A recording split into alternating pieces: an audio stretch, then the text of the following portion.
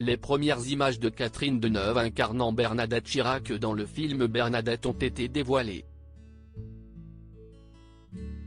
Pour l'occasion, Gala vous propose de revenir sur les acteurs et l'actrice qui se sont mis dans la peau, pour les besoins du 7e art, de personnalités politiques. De l'Hexagone, en passant par l'outre-Atlantique, les figures emblématiques du gouvernement sont une source d'inspiration sans fin pour certains cinéastes. En atteste l'incarnation à l'écran de président de la République, chef d'État, Premier ministre ou militant par de grands noms du cinéma. En France, il y a François Mitterrand qui a été porté à l'écran par différents comédiens, à l'instar de Michel Duchossois dans l'affaire Gorgy, histoire d'une cohabitation, réalisée par Guillaume Niclou et diffusée sur Canal+ en 2012. La même année, Christian Vincent signait la comédie Les Saveurs du Palais, dans laquelle Jean d'Ormesson jouait le rôle de l'ex-président aux côtés de Catherine Fro et d'Hippolyte Girardot. Autre acteur à avoir enfilé le costume de celui qui a partagé la vie de Daniel Mitterrand, Michel Bouquet, dans Le Promeneur du Champ de Mars de Robert Guédiguian, sorti dans les salles obscures en 2005. Son successeur, Jacques Chirac, a été incarné par Bernard Lecoq en 2013, dans le film La dernière campagne de Bernard Stora. Dans ce même long métrage, Patrick Braoudé a donné vie à une réplique de François Hollande, tandis que son confrère Thierry Frémont a imité les mimiques de Nicolas Sarkozy.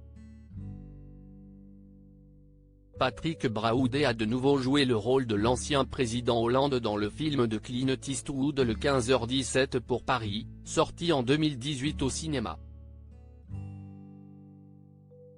Le mari de Carla Bruni a d'ailleurs été plusieurs fois peint au cinéma, comme en 2021 dans la comédie Président, signée Anne Fontaine, avec l'acteur Jean Dujardin. Grégory Gadebois, quant à lui, s'est mis dans la peau de François Hollande. Dans le biopic La Conquête, sorti en 2011 dans les salles, c'est Denis Podalydé qui jouait le rôle de Nicolas Sarkozy aux côtés de Bernard Lecoq, qui, 2 ans avant la dernière campagne, incarnait déjà Jacques Chirac à l'écran. On fait ensuite un saut dans le temps avec Lambert Wilson dans le biopic de Gaulle, de Gabriel Le Bomine, projeté en 2020 et mettant en scène l'ancien général ayant gouverné de 1959 à 1969. À l'étranger, les comédiens incarnent aussi leurs grandes figures politiques du côté des États-Unis, il y a Josh Brolin qui a imité George W. Bush dans le film W, l'improbable président d'Oliver Stone, sorti au cinéma en 2008.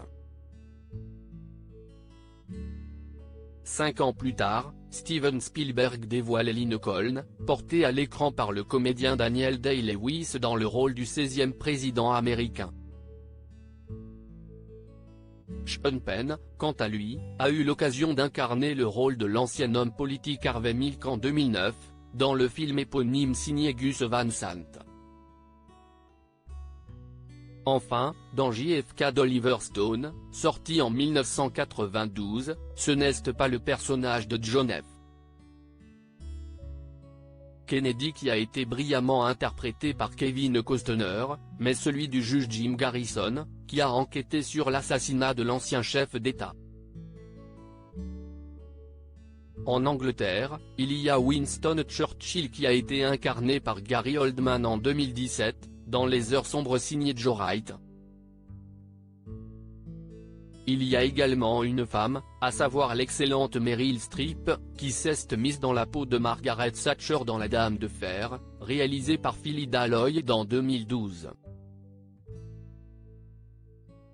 En parallèle, du côté de l'Afrique du Sud, il y a la figure nationale Nelson Mandela qui a été successivement jouée par Morgan Freeman dans Invictus en 2009 de Clint Eastwood, avec Matt Damon, puis par Idris Elba dans le film Mandela, un long chemin vers la liberté de Justin Chadwick, sorti au cinéma en 2013.